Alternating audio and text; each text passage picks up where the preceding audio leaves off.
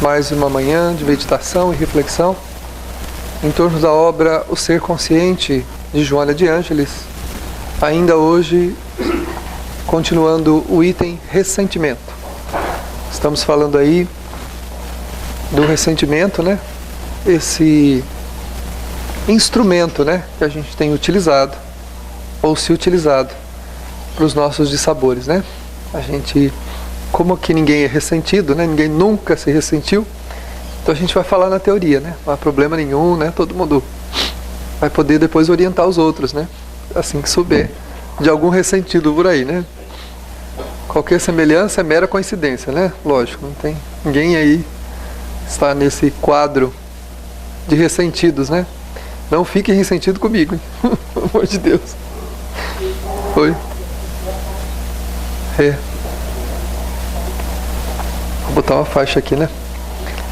Então vamos lá, a gente estava conversando sobre o ressentimento e a Joana começa nessa segunda parte que a gente vai conversar dizendo que a convivência humana é feita por meio de episódios conflitivos. Ou seja, nós convivemos em meio a um palco de muitos conflitos, né? Conflitos por dentro e conflitos por fora. A gente tem conflitos de alma, conflitos conosco mesmo, né? Processos interiores que vivem ali dentro, sendo aferido constantemente pela consciência, e uma luta para a gente tentar entender essas dificuldades interiores que a gente tem. Naturalmente também estabelecemos conflitos com os outros, com quem convivemos. Esses conflitos, naturalmente, é a nossa falta de maturidade. Se tivéssemos maturidade, se entendêssemos a vida como ela deveria ser entendida, é muito provável que nós não teríamos conflitos. Mas o conflito é próprio de quem desconhece mesmo. Então a gente vive nesse processo dos conflitos. Aí ela diz assim, que isso é por falta de maturação, que favoreça o entendimento. O nosso entendimento das coisas e da vida, ele está relacionado com a nossa maneira de ver as coisas. Então, da forma como eu enxergo a vida, é a maneira como eu me comporto com os outros. E faço uma aferição de tudo que acontece comigo por essa ótica que eu tenho. Normalmente, a nossa ótica é ainda o quê? É uma ótica elevada? É uma ótica superior? É uma ótica perfeita? Não é.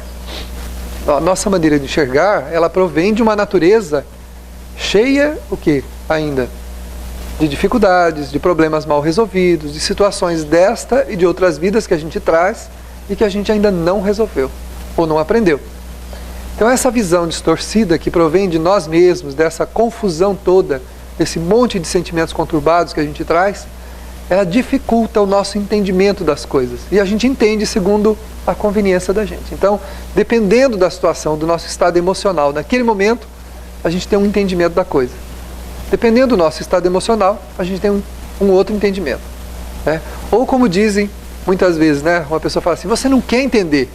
Quantas vezes você fala assim, né? A gente já tenta explicar o negócio, ou às vezes você está com um conflito com uma pessoa, você está tentando explicar alguma coisa para ela, e aí a pessoa olha para o outro e fala assim, não adianta falar com você, você não quer entender.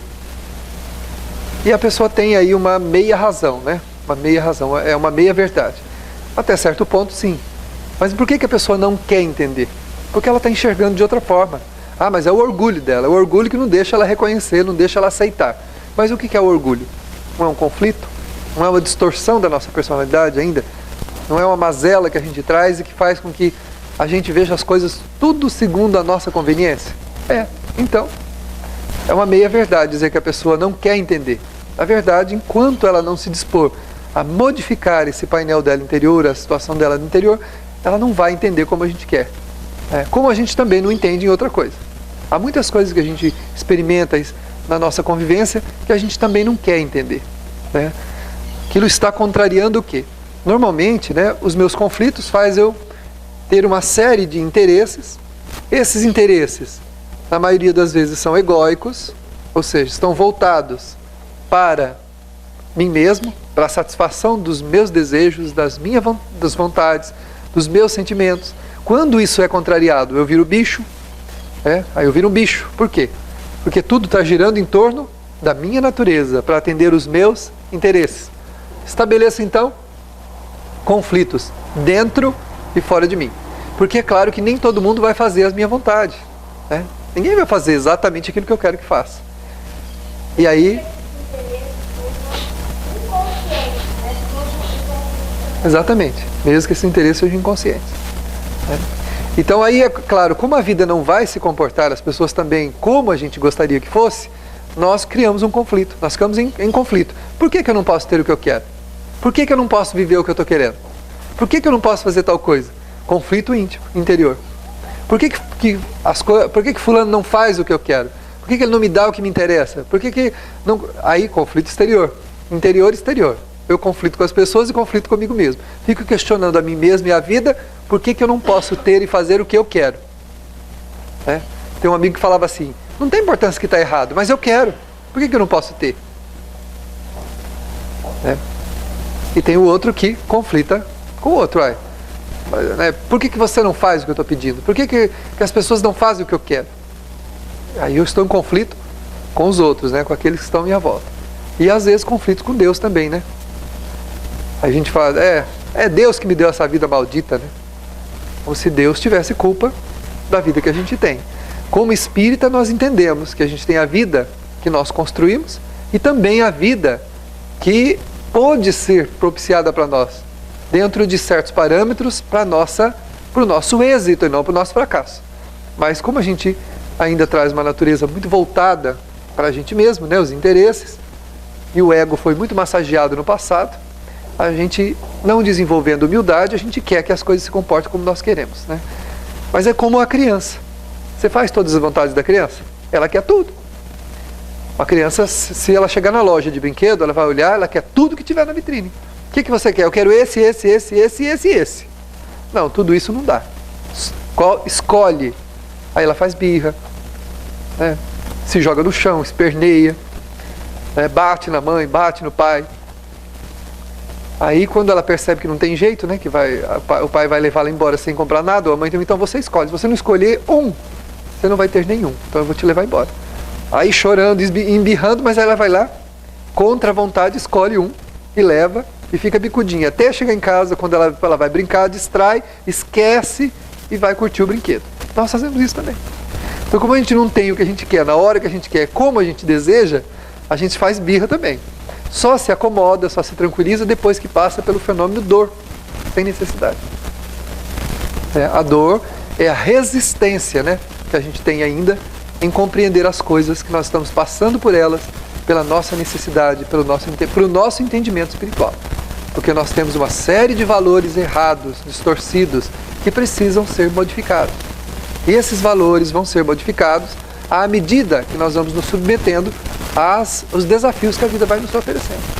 Se a gente transformar esses desafios em um martírio, em um transtorno, em uma barreira intransponível, nós vamos travar nele, o tempo não existe, nós vamos passar uma encarnação inteira, vamos ir para o mundo espiritual, vamos perceber a besteira que a gente fez, vai olhar para meu Deus do céu, tanta coisa para mim fazer, eu fiquei travado naquele problema, naquela pessoa, naquela situação, e ficamos travados. Aí o espírito tem que fazer o quê? Correr atrás do prejuízo. Aí ele programa de novo todo um processo. Nem sempre é possível incluir nessa nova programação todos aqueles que eram os nossos arrimos, a nossa estrutura, nossos amores, nossos afetos. Nem sempre é possível incluir todo mundo mais. Pode ser que a parte mais significativa dessa programação anterior agora não nos acompanhe. Vai ficando mais difícil. Por quê? Porque toda a nossa vida está organizada da melhor forma que foi possível, da melhor. E muitas das situações que nós reclamamos, lamentamos e conflitamos, muitas dessas situações altamente conflitivas para nós pedimos ela. Foi a gente que pediu. Tem um amigo que fala assim, acho que eu devia estar doido quando eu pedi uma coisa dessa. Ele falou, eu não devia estar bom do juízo quando eu fiz um pedido desse. Bom do juízo a gente estava, só não tinha ideia da força, não sabia se ia ter tanta força assim para suportar. E essa força não é física, porque se nós pegarmos a irmã Dulce, a Madre Teresa e o Chico, eram 3 criaturinhas pequenas, franzinas, doentes, cheios. O Chico tomava 16 ou 18 comprimidos por dia e durou 92 anos. Frágil fisicamente, mas era um gigante moral. Então a gente não sabe se vai ter força moral, porque não depende da força física, Pode ter um corpão muito grande, esse portão grandão, Deixa eu abaixar que vai vir vai vir uma pedra, sabe aqueles paralelepípedos de calçada? Vai vir um lá do fundo para cá. Vai jogar, eu vou receber uma pedrada de paralelepípedo daquele de calçada, já vem lá do fundo. Então não adianta ser grandão, né? A força, né? Ou ser franzino, porque a força não é física, ela é moral. Aí chega aqui, né? A gente, na hora do enfrentamento, a gente entra em conflito com a existência da gente. A gente cria uma série de conflitos, um conflito em cima do outro. E essa programação que a gente mesmo fez, claro que com permissão divina, vai ficando relegada ao esquecimento. Nós entramos numa série infinita ladainha de lamentação. Lamentamos e lamentamos e culpamos todo mundo, e culpamos a sorte. Eu não tenho sorte. Se eu tivesse nascido filho do fulano, se eu tivesse nascido em tal lugar, fulano é feliz também, ele tem isso, ele tem aquilo.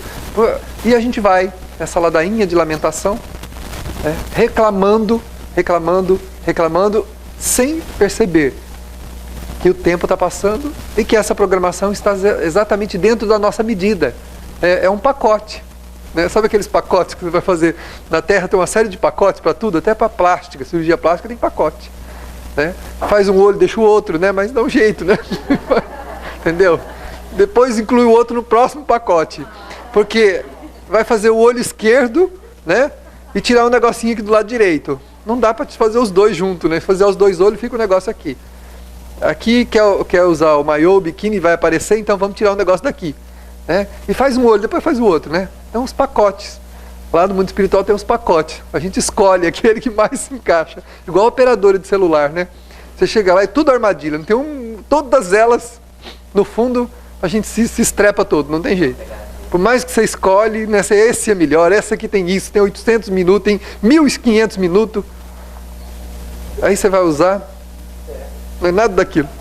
Nada. Não é nada daquilo, uma confusão danada. Você não entende por que cobrou isso, cobrou aquilo, e não entrou nos minutos, e saiu dos minutos, e você fica sem entender nada. Né? Só que os pacotes do outro lado não são assim. Eles são ajustados, né? Então tem 4 ou 5 pacotes, você escolhe o que você quer. Não é personalizado, né? O pior é que a gente personaliza depois. Deus fala assim, olha, tem esse pacotinho aqui que é ajustado para a sua necessidade nessa vida. A gente fala assim, só isso? Eu quero incluir esse item. O benfeitor espiritual fala assim, você não vai dar conta. Aí a gente, você está duvidando de mim?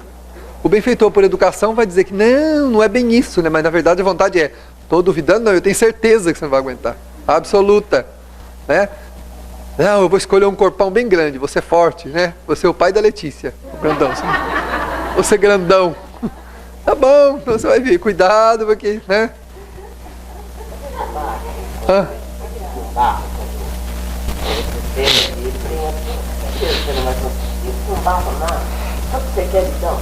Se tiver absoluta certeza, barra. O problema é que sempre no que a gente escolhe, inconscientemente você escolhe aquilo que pode carregar, mesmo que seja muito difícil. Porque se a lei divina percebe uma fresta de luz no teu pedido, que é possível, que seja com esforço muito grande, mas é possível, permite. Só não permite aquilo que realmente não é possível fazer.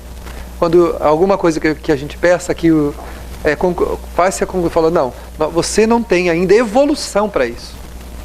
Evolução. Te dá uma missão, por exemplo, como a missão de muitos desses grandes homens da Terra que lideraram, assim, números muito grandes de pessoas, né? Projetos de vida assim, com a humanidade, muito grande, que não tem jeito de fazer. Se der na mão de um despreparado, ele não vai mesmo, não adianta. Então o que ele pede? Fala, não, isso não é possível. Você não tem. Exatamente. Agora, em relação à nossa vida diretamente relacionada aos problemas nossos,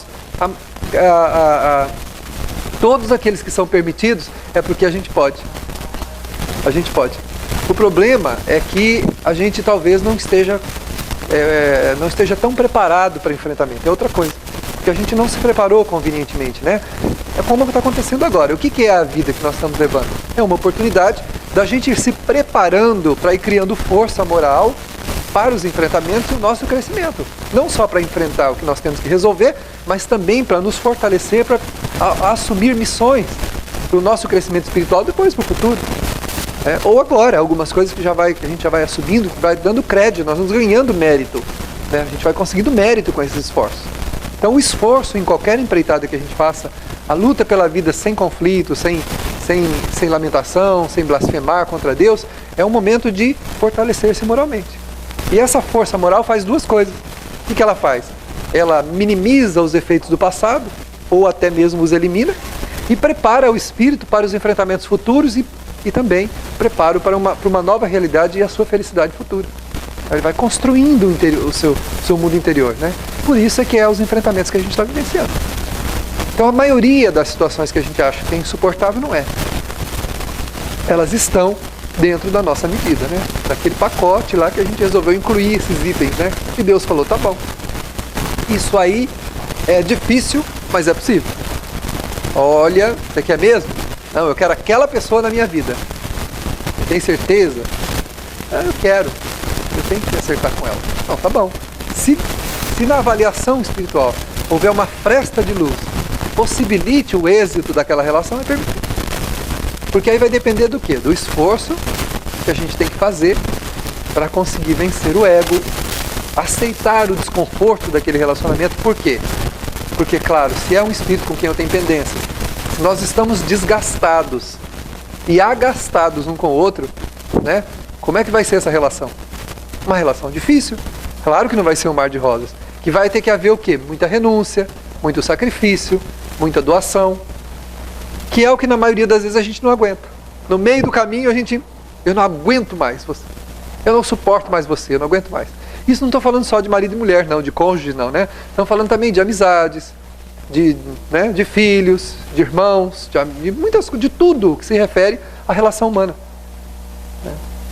Tudo que nessa relação humana é tão necessário para o nosso crescimento. Então, tudo bem, aí a gente é permitido, né? Então, voltando aqui ao ressentimento, né?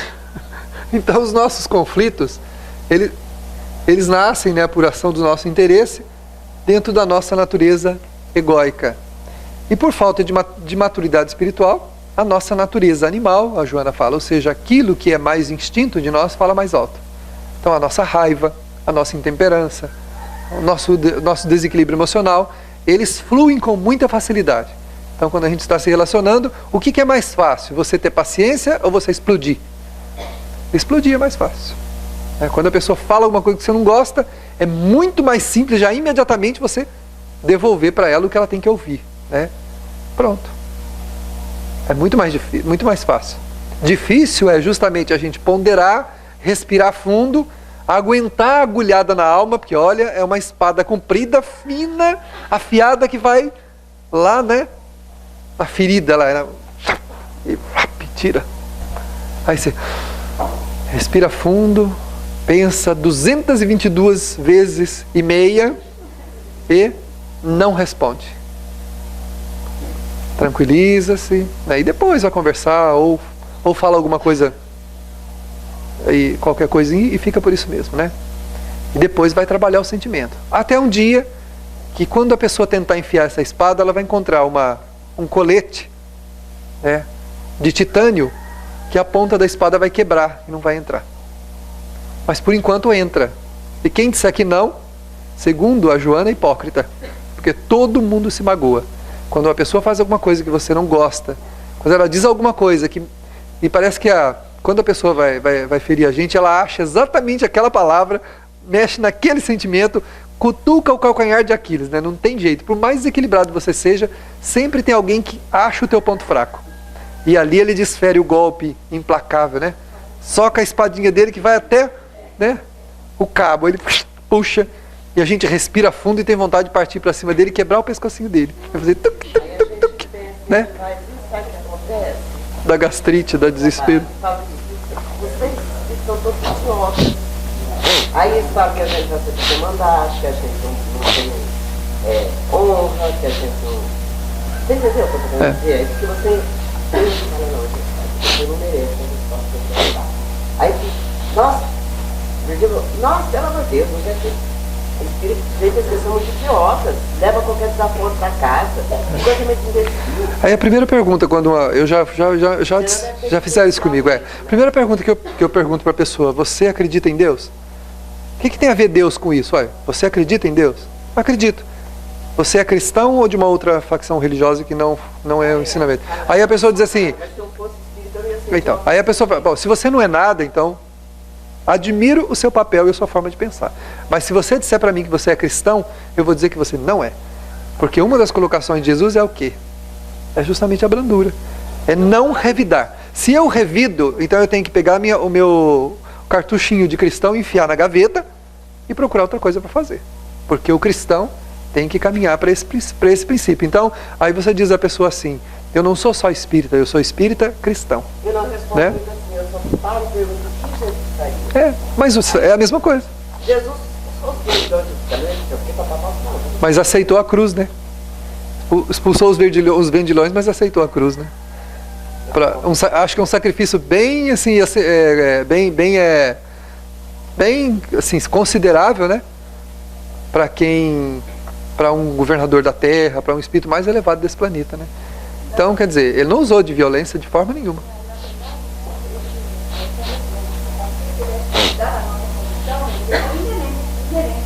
É inerente, isso. Agora, a forma como a gente lida com isso, com a atividade de é aquilo que você está falando. Eu vou gerar uma não violência, né? Exatamente. Eu pensar diferente de você já é assim, né?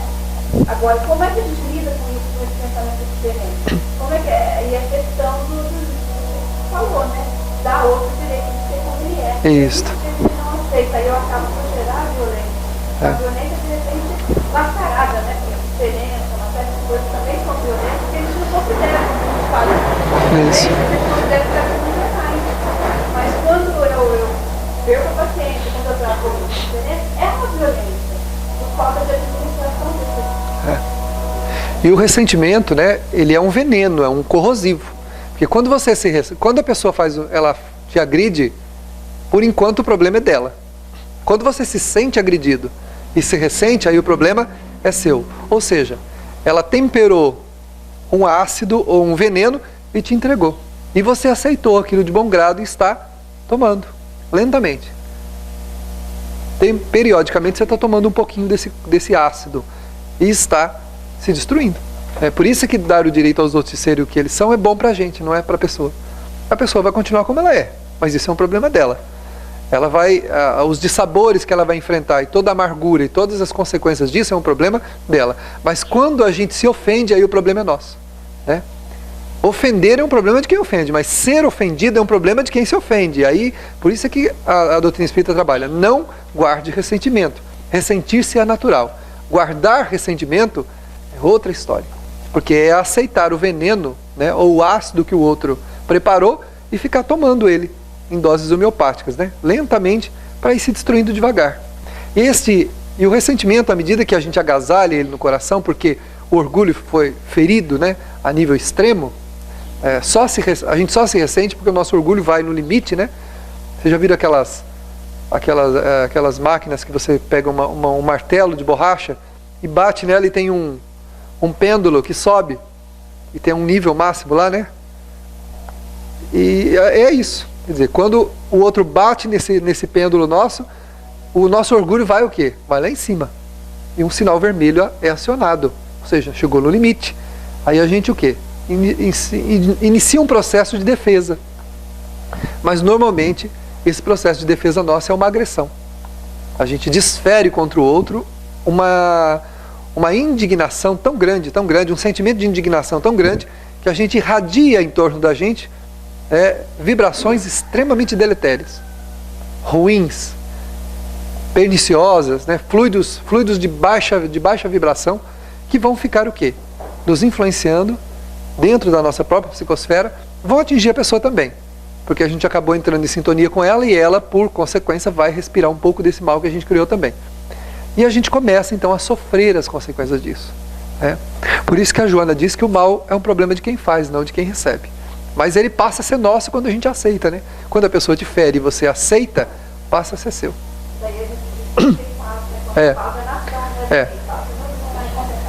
Exatamente. Você tirou a minha paz. Não. De jeito nenhum. Ninguém tira a paz da gente. Você tirou o meu sossego, você tirou a minha paz. Essa é uma das, assim, das nossas afirmativas mais absurdas que tem. Ninguém pode tirar o que você tem. Se tinha paz, não tira. Ninguém tira a paz de quem tem paz. Porque o homem pacífico, você não consegue demovê-lo desse lugar dele. Como dizia Paulo, vocês podem destruir o meu corpo, mas nunca vão alcançar a minha alma. Ou seja, podem bater, cortar. Quantos cristãos, eles iam para o circo cantando, pacificamente cantando, deixavam os romanos enfurecidos. Os judeus, os doutores da lei, ficavam enfurecidos. Como é que esse povo pode ir para a morte cantando? Eles estavam em paz. Estavam em paz. Exatamente. Então eles iam em paz. E quando os leões alcançavam, ou as chamas alcançavam os corpos deles, o espírito já tinha ido embora. No instante derradeiro, eles eram retirados do corpo. Antes que as garras e os dentes dos leões alcançassem os corpos deles, que o fogo destruísse o corpo, eles já tinham saído. Porque estavam em paz. E a paz, ela faz o quê? A paz libera. O ódio encarcera. É o mesmo som, né? É a mesma sonoridade. Quando se está em paz, se está livre. Quando se está magoado, se está prisioneiro. Então a paz libera, o ódio encarcera. Se eu estou ressentido, estou encarcerado. Encarcerado em quê? No sentimento e na pessoa com quem eu me magoei. Estou aprisionado a ela. E ela vai me acompanhar e vai me atormentar dia e noite. É o literalmente dormindo com o inimigo, né? Porque você vai para a cama com a pessoa deitada do lado. Mas não tem ninguém aqui comigo. Tem. Pensa bem se não tem. Tem sim. Você foi para a cama com o inimigo. Tem gente que dorme em 10 numa cama, né? O marido e mais 5, a esposa e mais 12. É por aí, né? Os 17. É assim. Ele com todas as mágoas dele, né? Todas as mágoas, a lembrança de todos aqueles que o magoaram. E ela também, com a lembrança de todos. Imagine, né? A cama que aguente.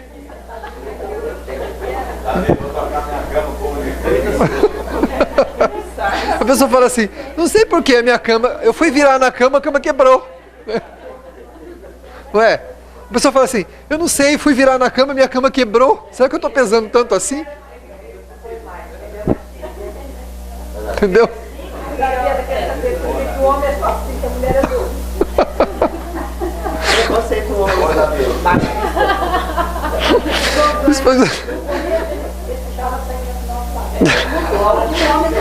Mas é lógico, agora eu já defendi as mulheres, agora tem que defender os homens de novo, né? Senão eu apanho.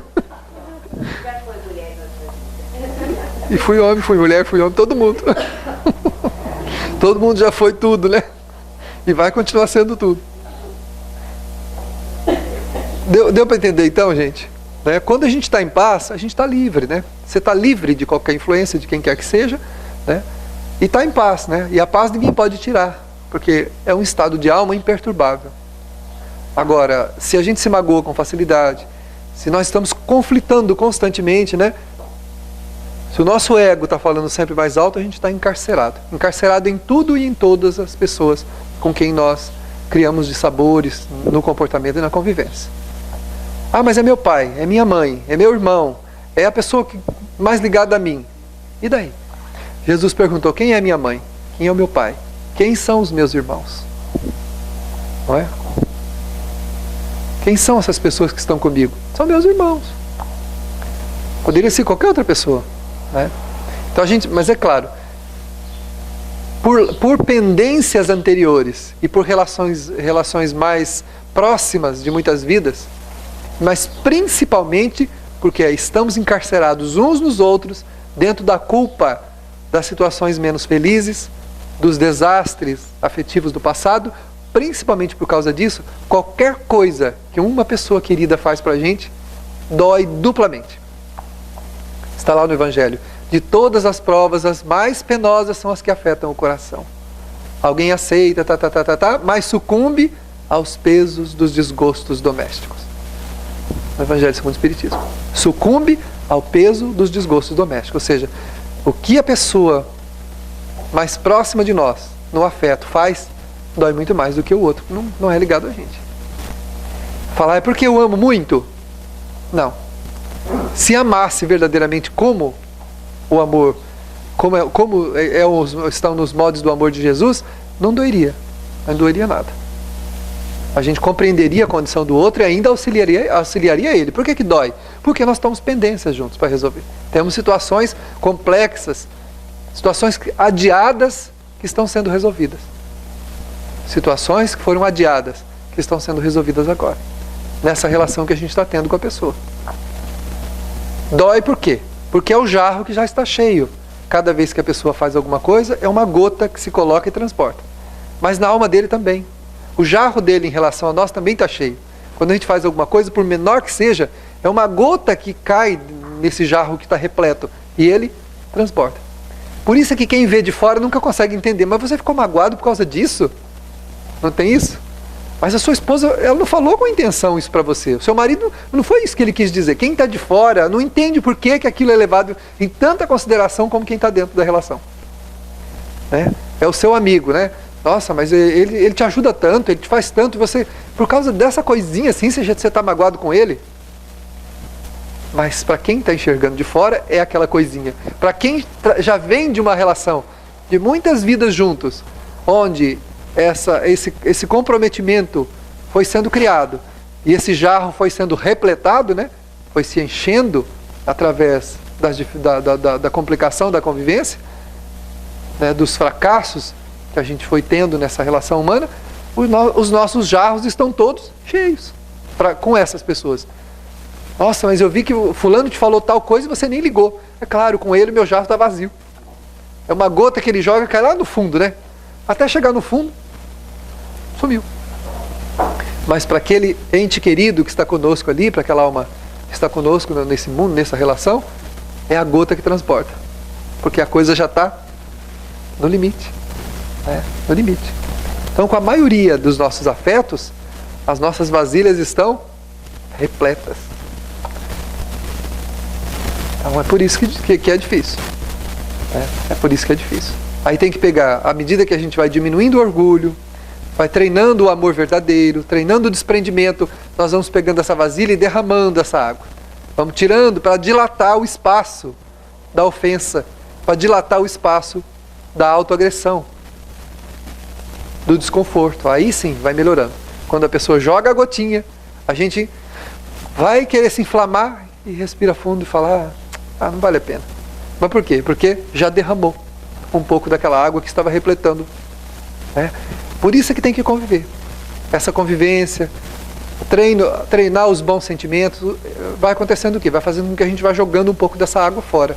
Dessa água que repletou, que encheu o vaso das nossas relações humanas.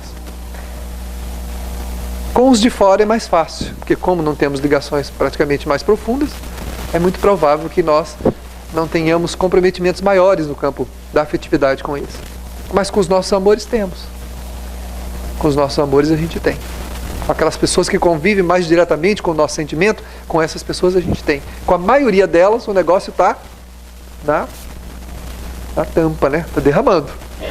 A pessoa faz alguma coisa, é a gotinha que transporta. É muito comum a gente ouvir isso, mas você se magoou com isso? Ficou chateado? Você não vê tudo que ele faz para você encher? Não vê. Olha que interessante. A pessoa pode fazer pelo outro o que ela quiser. Mas se a pessoa tem prevenções, o que ela fez de bom não fez mais nada que a obrigação. E o que fez de mal, então, é um grande mal. Olha que interessante, não é? Você faz, a pessoa olha para você, fez só o dever dele. É meu marido, é minha mulher, tem mais que fazer isso mesmo. Meus filhos me devem, Eles devem o que eu fiz por eles até hoje, não tem que fazer por mim. Nós nos devemos uns para os outros, Não é eles que devem só, não. A gente se deve um para o outro. Se fosse olhar por esse lado, quanto seriam as moedas que nós precisaríamos para pagar as nossas dívidas morais com os nossos semelhantes? Quanto seriam se pudessem ser pagas em dinheiro? Quantas moedas seriam? Então, como é que a gente pode levar o nosso pensamento nessa linha de entendimento? Não pode, Daí a doutrina espírita dizer que a caridade ajuda a gente a trabalhar esses estados de alma, a mudar a nossa linha de compreensão. Porque à medida que a gente convive com os sofredores, verifica a agonia de cada um, o sofrimento do outro, aquele que fica na cama a semana inteira, esperando que você vá lá no sábado visitá-lo. Ele fica todo feliz porque você fica lá 20 minutos com ele, faz uma leitura do Evangelho, dá um passe, conversa com ele. Vocês imaginem, de 7 em 7 dias, alguém vem lá e tem uma conversa desinteressada, se importa com ele. Porque para muitos desses que visitam, a única consideração que eles recebem é essa visita. Porque muitas vezes alguns deles, nem os familiares, simplesmente cuidam deles fisicamente, mas relegam a pessoa a uma cama, relegam a uma cadeira de rodas lá num canto, relegam a pessoa a um sofá lá esquecido. O único momento em que ele tem consideração, que alguém conversa com ele, dá atenção para ele, olha nos olhos deles, quer saber o que ele quer falar, dá importância para o que ele fala, é exatamente nesse momento da visita. Nesse momento da visita. Então, quando a gente tem um contato com uma realidade dessa, o que acontece com o nosso mundo interior? A gente começa a perceber que a nossa vida é valiosa, que nós somos muito amados e a gente não sabe, e que não vale a pena guardar pequenas picuinhas, pequenas dificuldades do relacionamento, porque elas fazem parte do quê? Dos acidentes de percurso de cada um, dos sentimentos de cada um. A gente capota de vez em quando, né? A gente ultrapassa a velocidade de vez em quando e capota, né? Derrapa, vai para as valas, bate nos obstáculos da pista, porque nós não temos ainda um controle emocional, sentimental, afetivo, ainda totalmente equilibrado, totalmente centrado. Nós temos dificuldades. De vez em quando a gente mete os pés pelas mãos. Então a gente, ao fazer essas visitas, ao buscar esses nossos irmãozinhos para estar com eles um pequeno momento de um dia da semana, isso tem um efeito valioso para nós, muito grande. Quando a gente percebe o bem que isso faz a eles, a gente percebe também o bem que isso faz para nós. Como é valioso. Por isso que Kardec, os Espíritos colocaram, e Kardec colocou lá no Evangelho segundo o Espiritismo, fora da caridade não tem salvação. Como é que a gente vai desenvolver sentimentos benévolos se a gente não se coloca em contato com as deficiências, as fraquezas, os sofrimentos dos outros? Fica muito difícil. Só lendo, estudando, a gente vai criar o quê? Informações. Nós vamos ter um monte de informação. Mas essas informações precisam transformar-se em quê? Em sentimentos. E aí, isso vai fazendo o quê? Vai diminuindo os nossos conflitos. Vai diminuindo, a gente questiona menos, a gente compreende mais, questiona menos. Né? Os nossos interesses passam a não ser tão importantes assim. A gente percebe que vale a pena, ou então fala assim, não, dá para eu renunciar a alguma coisinha aqui? E a gente começa a renunciar, a melhorar a nossa renúncia. Né? E aí o ego começa a perder a sua força. Né? O passado inglório e cheio de dificuldades na relação humana começa a perder a sua força.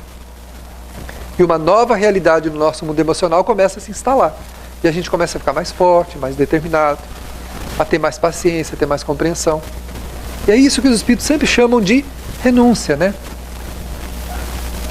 Renúncia, sacrifício.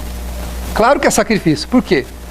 Porque os nossos hábitos estão no sentido contrário, na contramão dos nossos interesses espirituais. Então você tem que fazer o quê? Você tem que andar contra a correnteza. Quem nada sabe disso, né? Se nadar a favor da correnteza, o negócio vai embora. Mas nadar contra a correnteza é difícil. Eu me afogaria no primeiro pulo, porque eu não sei nadar nem contra nem a favor, né? Eu sobrevivo 1 minuto em cima d'água, depois vai um peixe. Depois eu afundo, né? Então, nadar contra a correnteza é fazer sacrifício. O que é a correnteza para nós? É tudo aquilo que a gente já está acostumado a fazer. É os nossos vícios do passado que estão indo numa velocidade danada. É um rio descendo a montanha. Pensa que é fácil? É um rio descendo a montanha.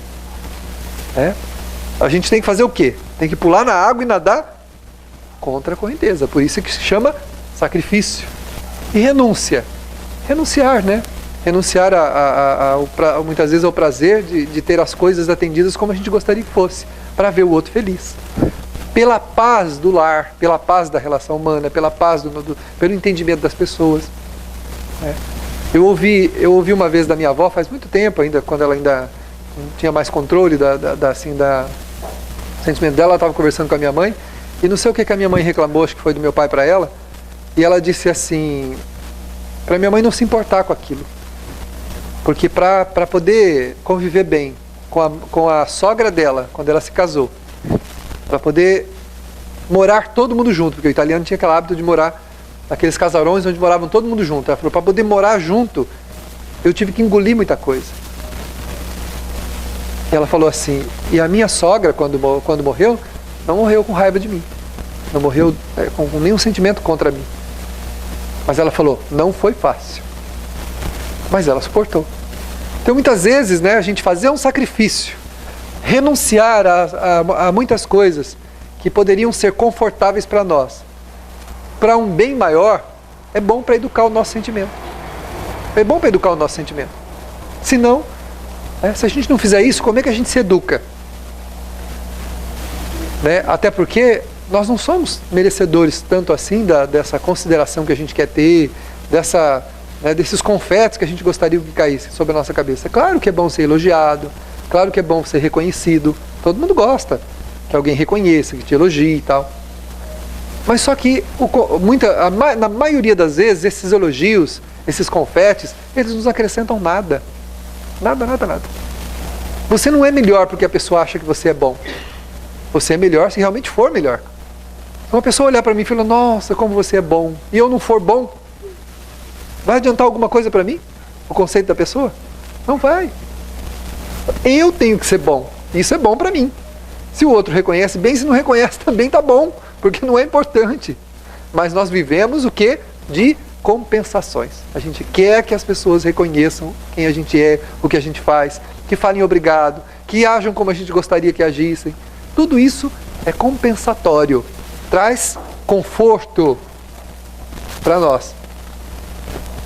Deixa-nos numa situação confortável. Mas nem sempre é ideal. A maioria das vezes não é ideal. Porque por bajulação, muita gente pode falar um monte de coisa pra gente. Na verdade não é nada daquilo. Mas aquilo que a gente é, isso sim. Isso tem valor para nós. Então a mudança dos valores vai matando o ressentimento. Porque à medida que a gente vai vendo a dor dos outros, renunciando aqui, fazendo um sacrifício ali, isso não vai diminuindo. Uma pessoa diz assim, se eu ficar renunciando muito, fazendo muito sacrifício, eu vou me tornar uma pessoa amarga. É o contrário.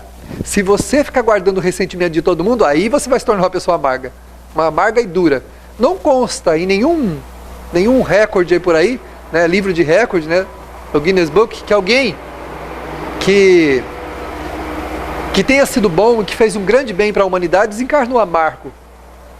Ouviram falar de algum nome da história, de algum grande espírito que passou por aqui, que deu sua vida em trabalho, em sacrifício e renúncia, desencarnou amargo, duro?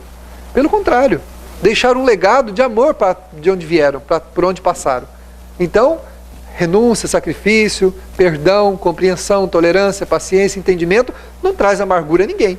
Ao contrário, né? O ressentimento e a mágoa traz amargura. Isso traz. Oi?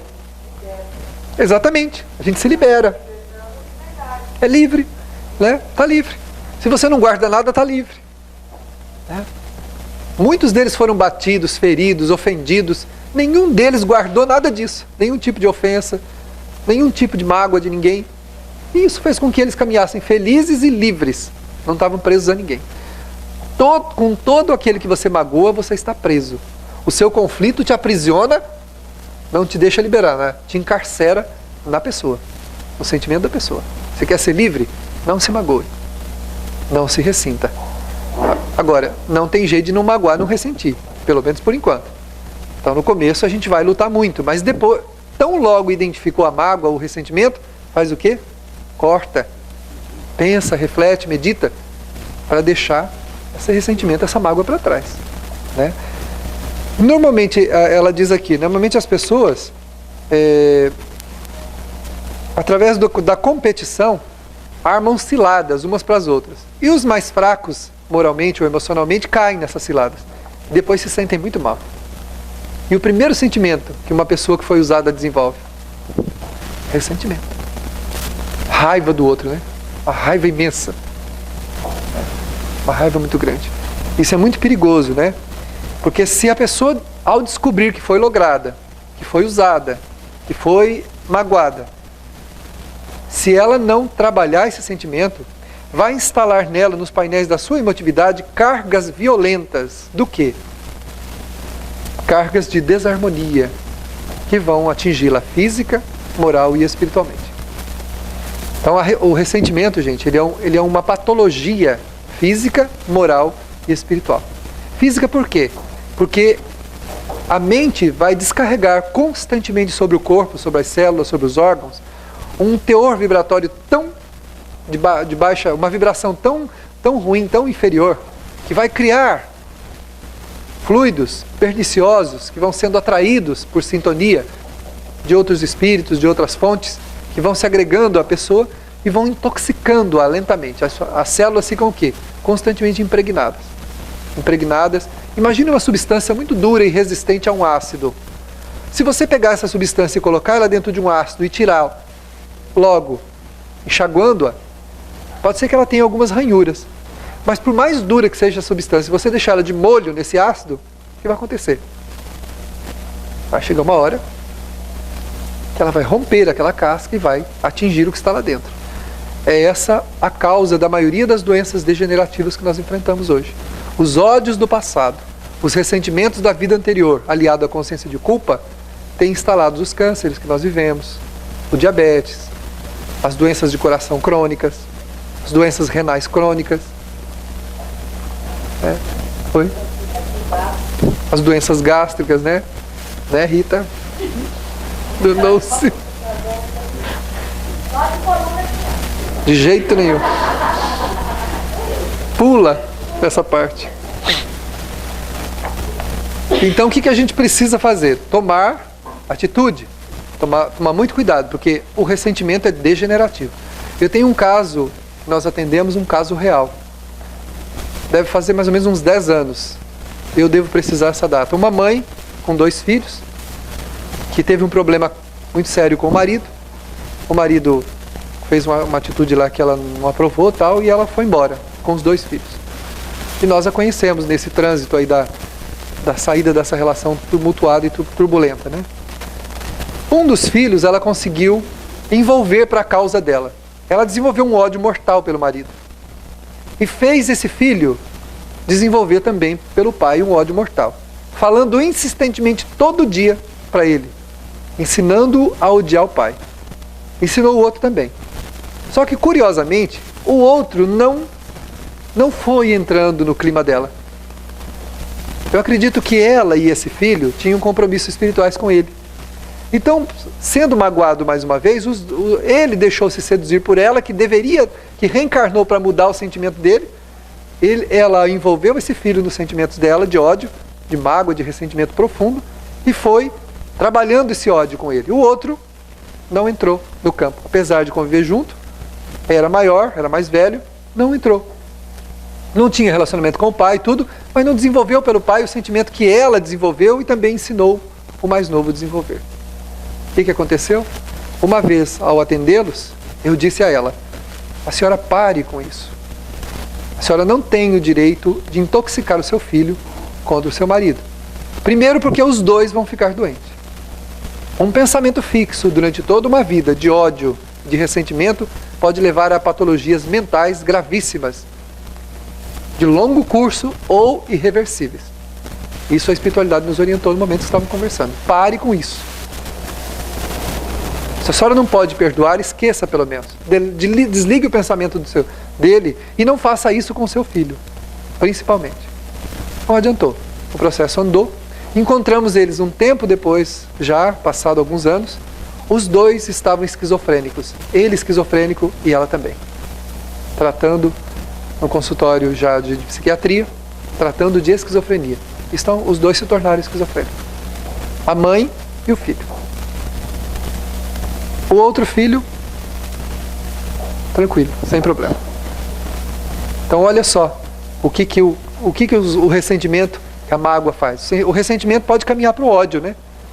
O que é hoje o que agora é só uma mágoa, né? Daqui a pouco se transforma também no ódio. Agora, é ruim para quem? Para quem detém o sentimento. Os dois se tornaram esquizofrênicos, tanto ele quanto ela. Provavelmente, uma situação irreversível. Para essa vida, não tem mais jeito. Agora, olha a responsabilidade, sem julgar. Nós estamos aqui julgando, estamos analisando um fato à luz desse ensinamento que a gente está recebendo aqui da Joana, né, do sentimento. O que aconteceu? Ela complicou a situação dela, porque o problema do erro era do marido, até então. O problema de ter não atendido as expectativas dela e criado uma situação com ela, um problema era dele. Mas depois que ela agasalhou esse sentimento e transformou esse sentimento no ódio, esse ressentimento transformou no ódio, aí o problema passou a ser dela. E o que é pior, ela envolveu uma outra pessoa nesse mesmo sentimento. E agora?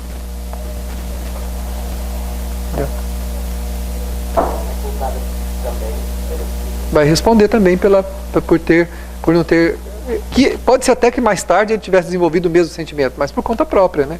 Que não fosse ela estimular nele isso, né? Então tem que ter muito cuidado, né? A gente precisa rever sempre esses sentimentos e mudar esse sentimento, porque a gente não sabe o efeito de uma mágoa, de um ressentimento sobre os nossos equipamentos mentais, emocionais, espirituais. A gente pode, por um ódio, por não conseguir perdoar uma pessoa, nós podemos atrair um antigo inimigo também, um espírito que nos odeia de morte. E que Deus, nessa encarnação, resolveu camuflar a percepção para que ele não nos localizasse, por misericórdia, para que a gente pudesse adiantar o nosso processo de melhoria e depois podermos encontrar para resolver o problema. Aí, como a gente não perdoou, não desenvolveu nenhum sentimento de tolerância, de paciência, de compreensão e manteve um sentimento de ódio no coração, o que aconteceu? Nós quebramos essa camuflagem. Nós quebramos e ficamos desguarnecidos. Aí o espírito começa a localizar. Ele localiza a gente. Opa, agora eu te achei. Porque até então ele sobrevoava, sabia que nós estávamos na área, né, como fala aí na gíria, né, mas não sabia onde. Né? Ele sabia que nós estávamos por aí. Fala assim, gente, essa... Entendeu?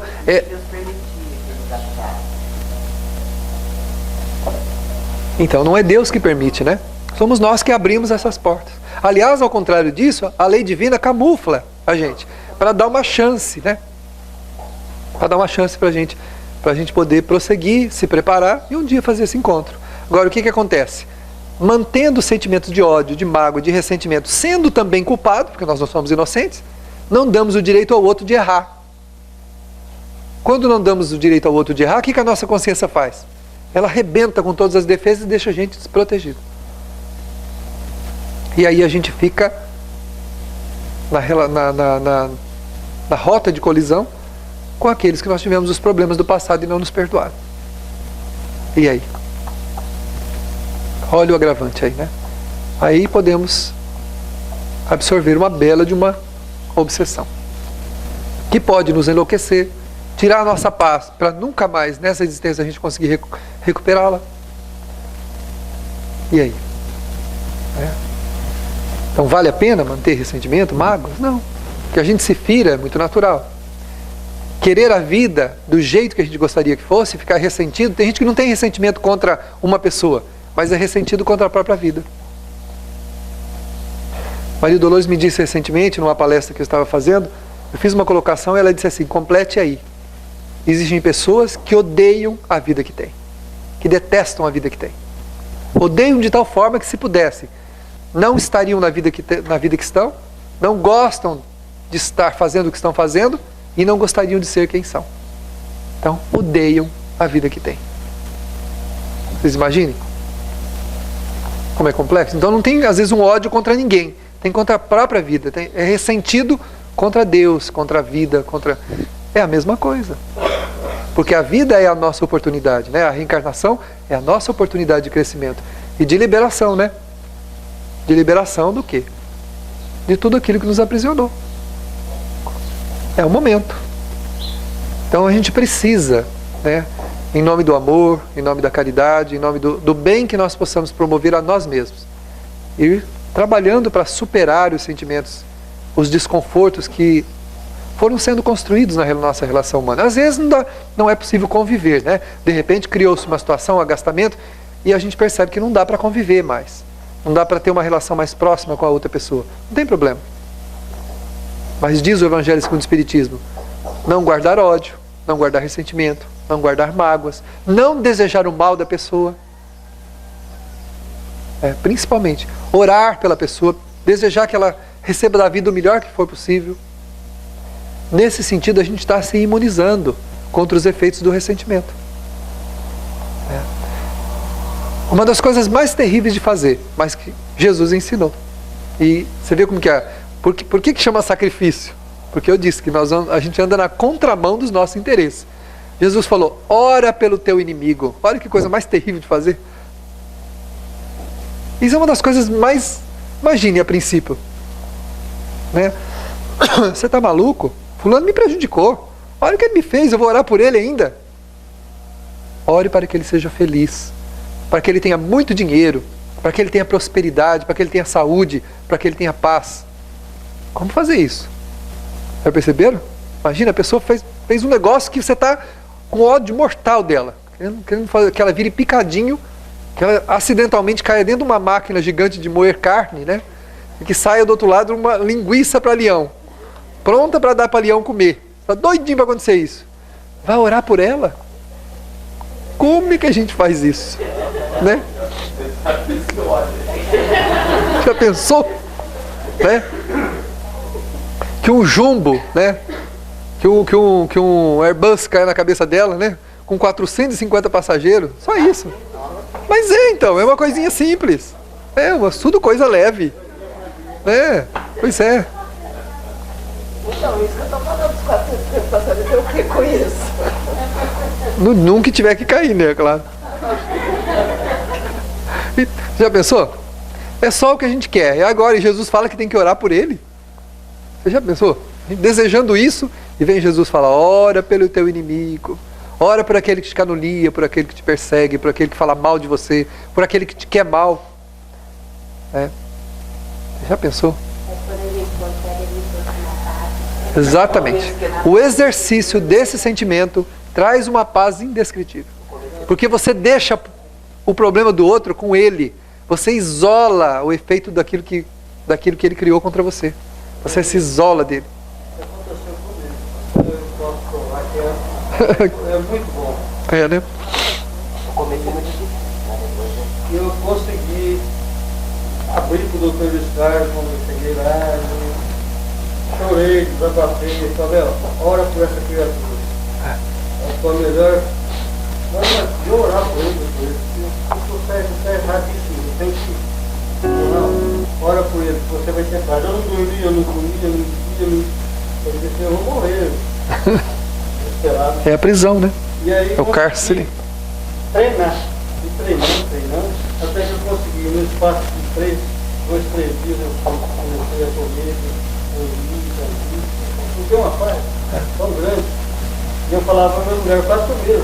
Ela falou, não consigo, meu irmão, até me matar. Mas eu acabei de falar. Vocês deram risada do Airbus que caiu na cabeça do lado, tá vendo? É por aí.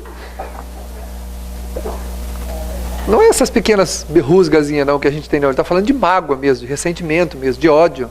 Rusga todo mundo tem, né? É difícil, de vez em quando a gente fica meio embirrado, né? Com alguém, alguma coisinha assim, mas não é isso. Ele tá falando, a Joana fala aqui de ressentimento mesmo, aquela coisa que dói. Quando você pensa na pessoa, dói na alma. Dói pior do que uma encravada, né? Dói o negócio que... É aquela dor pior que dor de dente, que dor de ouvido. É uma dor de alma que você... nada passa. É uma dor mesmo, é um negócio que quando você pensa na pessoa, pensa na situação, a coisa lá dentro, né, a pessoa suspira profundamente, assim, dá aquele mal-estar, aquela perda de energia, aquela, né? Esse é o ressentimento, é a mágoa, é o ódio. Né? Então, aí Jesus falou, só tem um jeito de você se livrar disso. Ora pelo teu inimigo. Ora por ele. Porque aí você vai desatar o laço que está te unindo a ele. Desata o laço. Solta. O inimigo é um balão que está aqui, ó, preso no seu corpo. Solta o laço que ele vai embora. Solta o laço. Mas que jeito a gente faz isso? A gente quer manter ele preso esperando uma oportunidade de se vingar. Esse é o nosso orgulho. Fala assim, de jeito nenhum. Eu vou manter ele muito bem preso na minha memória, porque eu hei de encontrar um momento de me vingar dele. Nosso orgulho faz isso. É por isso que a gente não solta. Porque a gente quer se vingar. Quer devolver na mesma moeda. Quantos espíritos que em reuniões mediúnicas falam isso? Quando você fala para ele assim, mas você tem que perdoar, meu irmão. Fala, de jeito nenhum. Mas o ódio está te fazendo mal. Mas ele fala, mas o ódio é o único sentimento que está me mantendo forte para eu destruir ele. O espírito ele gosta daquele ódio, aquele ódio é o quê? O combustível dele para ele continuar perseguindo e destruir o outro e se vingar. É difícil para convencer alguém assim. É difícil convencer do lado de cá, é difícil convencer do lado de lá também. Mas se a gente não aplicar o ensinamento de Jesus, é difícil, né?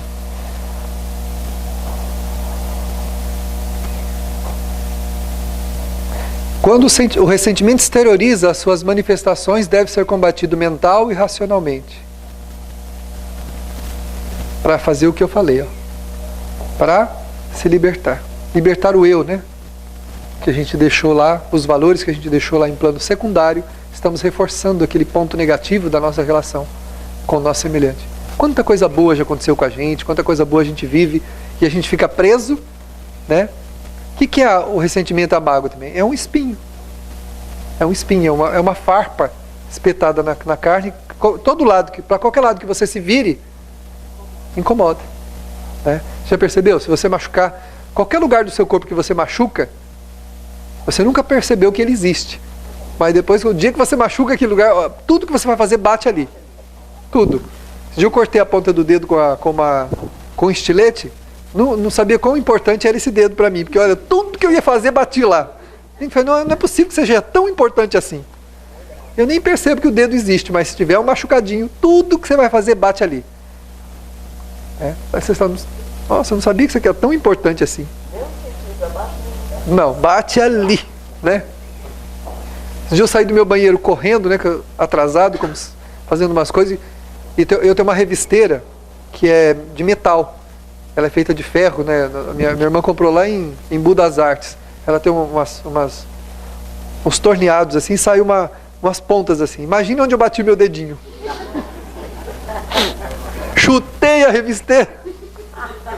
Aí a Letícia, e o que você fez, tio? Falei assim, não vou contar também o que eu fiz. Não vou contar. Como diz o misericórdia. Tá preta a unha até hoje. Mas foi uma topada, né? Não precisou, viu? Mas olha, mas doeu. E eu tava de meia, ainda bem. Não tinha cortado o pé. Já pensou que então, quer dizer, quantas topadas a gente vai dar por aí, né? E quanto mais você manter aquele desconforto, aquele corte, aquela farpa ali, mais você vai sentir o desconforto. Quer dizer, tem que tirar aquilo, né? Tira, joga fora. Né? Joga essa revisteira fora, né? Tira ela do caminho. Né? Tira dali, né? A gente mantém ali. Né? Por que você fica lembrando da pessoa? Para eu nunca esquecer o que ela me fez. A gente fala, se você fala tanto na pessoa é porque eu não quero esquecer o que ela me fez. Tipo assim, a qualquer momento eu vou me vingar. Isso faz mal. Né? Porque a Joana, ela coloca a liberação do ressentimento através da razão. A gente tem que pensar que não é bom, que não vale a pena, que manter os outros presos à nossa mente, ao nosso sentimento não é uma coisa boa. Ela diz assim, sem transferir para nada, não transfira isso para ninguém, não transfira culpa para ninguém. Pensa que isso não é bom, que esse sentimento não é bom, que esse sentimento faz mal, que ele traz uma série de desconforto. Você pode desenvolver doenças gravíssimas com isso. Você pode acabar com a qualidade de vida que você tem, preso nesse sentimento. E tomar providências, né? Providências para fazer o quê? Para mudar os sentimentos que a gente tem. Isso aí, a gente só tem um jeito para fazer isso, né? É buscar realmente atividades que nos ajudem a construir novos sentimentos. Porque são esses sentimentos novos que vão substituir esses vícios de natureza que a gente traz. Né? Esses vícios de comportamento, esses vícios que fizeram com que a gente se encarcerasse na maioria das dores, das aflições que a gente vive. a maioria dos limites, né, onde nós estamos detidos, à semelhança de paredes sem portas e sem janelas, e muitas vezes até mesmo sem teto, como se fosse uma caixa fechada e hermética, onde a gente sente o sufoco da falta do ar, da brisa refrescante que possa nos repletar os pulmões. A caridade é essa brisa refrescante que repleta os pulmões à medida que nós conseguimos liberar-nos, irmos de encontro à natureza, à vida que é natural e é bela. Em seus mecanismos de relação, traz todas as experiências necessárias para que o homem, convivendo com seu semelhante, desenvolva em si a capacidade de amar. É complexo o processo do alto amor, mas é preciso que busquemos empreender ações que nos ajudem a ficarmos mais próximos do nosso semelhante. Quando assim fazemos, desenvolvemos em nossa alma predisposições que vão construindo novos sentimentos, colocando-nos à disposição de Jesus para os trabalhos do bem, da caridade, do amor.